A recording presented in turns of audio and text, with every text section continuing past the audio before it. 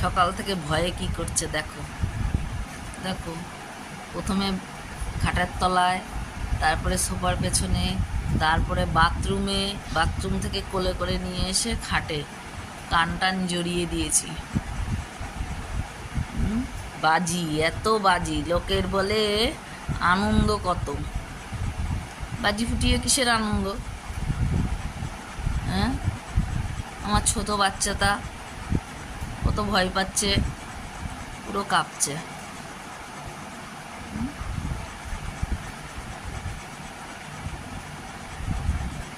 মাগো, আর ভয় নেই, এই যে বৃষ্টি পড়ছে, বাজি ফাটানো শেষ। হ্যাঁ, আর ভয় নেই, ভয় নেই, ভয় নেই গো।